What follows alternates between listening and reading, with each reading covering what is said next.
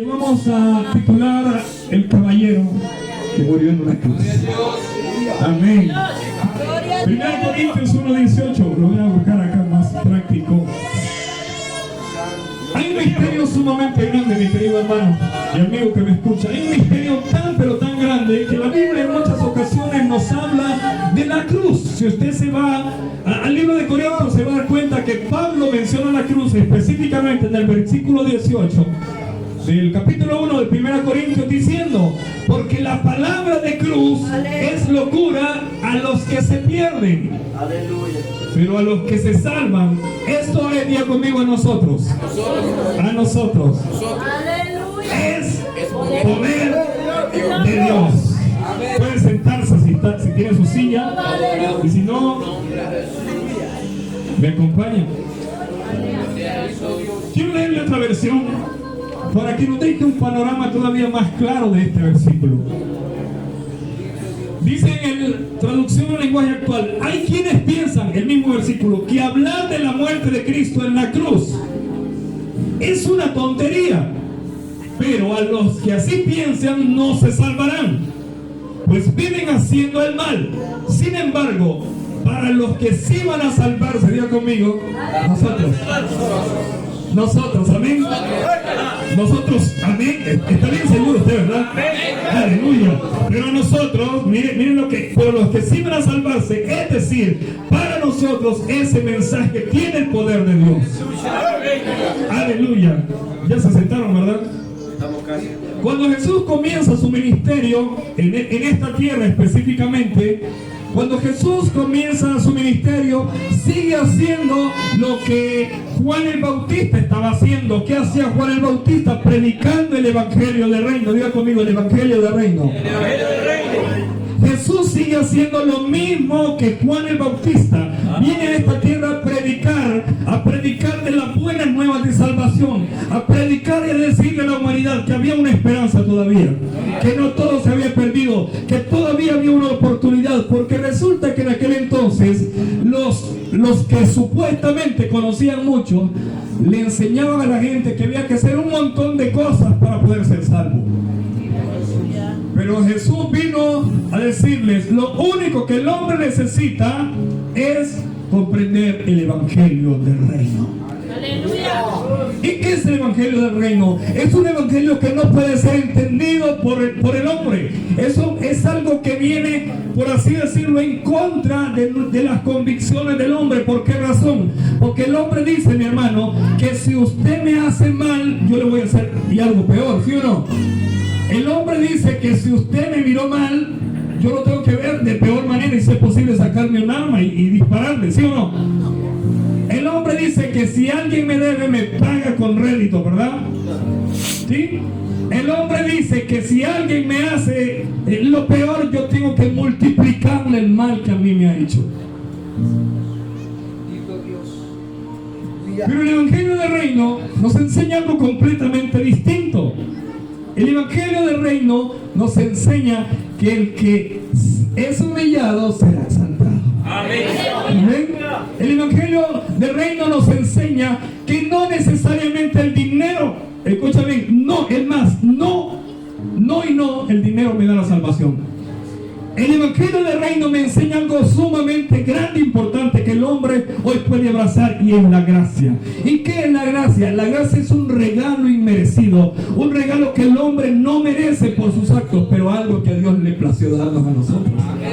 Amén. Porque la salvación, mi querido hermano, no es por obras para que ninguno se gloríe. Amén. Es por pura gracia de Dios. Aleluya. Digo esto porque muchos nos hemos creído merecedores de tanto. Yo siempre digo y le digo al Señor: yo no merezco absolutamente nada, pero a Él le plació dármelo todo. Aleluya.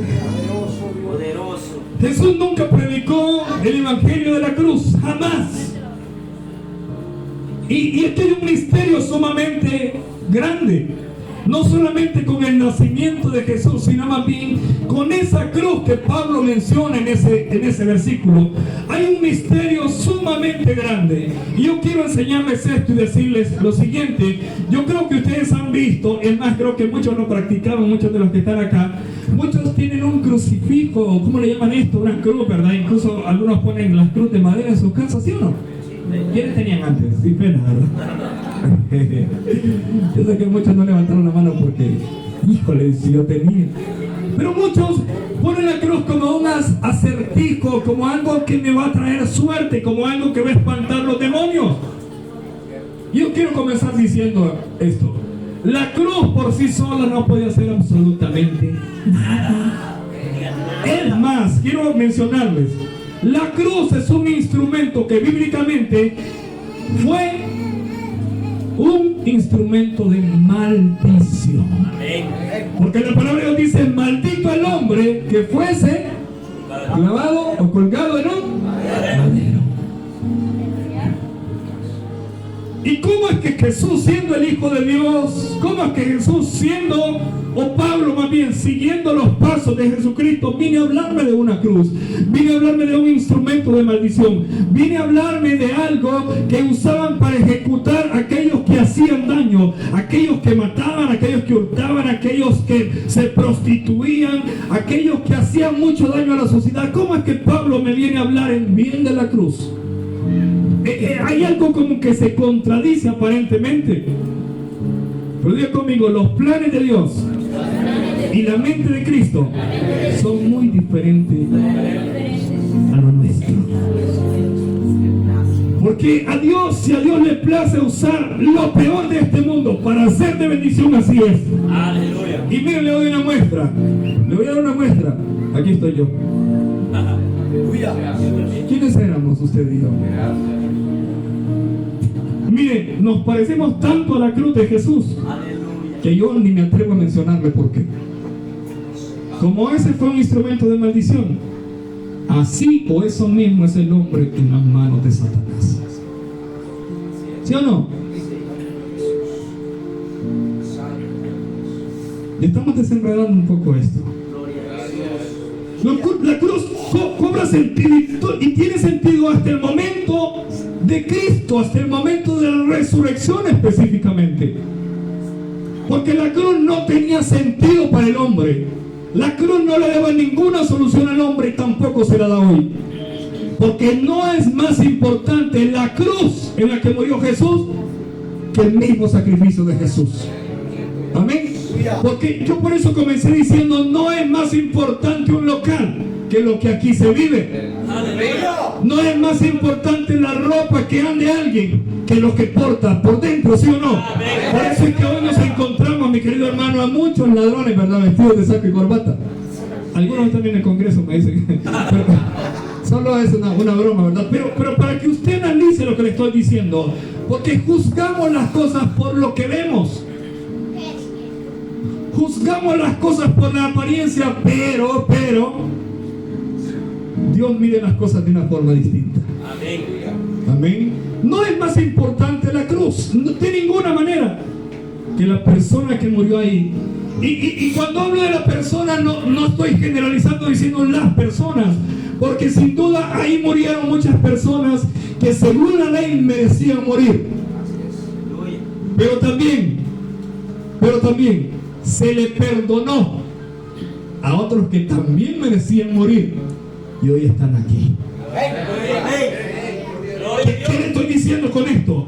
Que esto se comienza a tomar sentido cuando el Romano dice que la paga del pecado es que la muerte, ¿sí o no? Esto cobra sentido porque en vez de que Cristo fuera crucificado en aquel madero, en aquella cruz, nos tocaba a nosotros. Porque Él no mereció morir en ningún momento de esa manera. Los que sí merecíamos morir en aquella cruz éramos nosotros.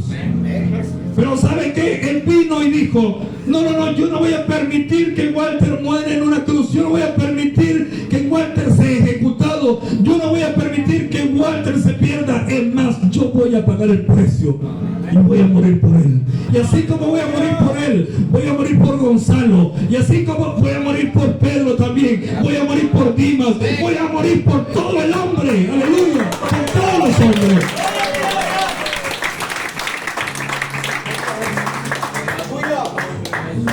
Cuando se nos revela lo que sucedió en la cruz, la cruz no solamente fue que tomaron, sacrificaron y ultrajaron a Jesús. En la cruz, o en ese momento, en ese instante y en ese lugar, se consumó, escucha bien, todo lo que al hombre le correspondía. Y desde ese momento no solamente se pagó el precio por usted, se pagó el precio por mí, sino que desde ese momento, mi querido hermano, desde ese momento el hombre o las puertas del cielo son abiertas para que el hombre pueda entrar confiadamente al trono de la gracia.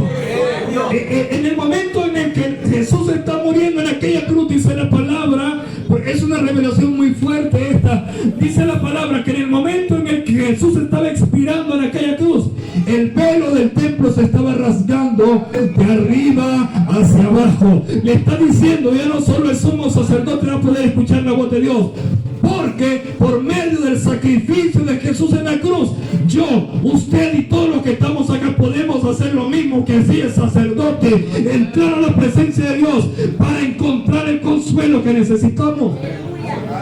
Entrar a la presencia de Dios para alcanzar la fuerza que el hombre necesita. Pero sobre todas las cosas, entrar al trono de Dios para alcanzar la misericordia y la bondad de Dios. ¿Cuántos hoy han entrado?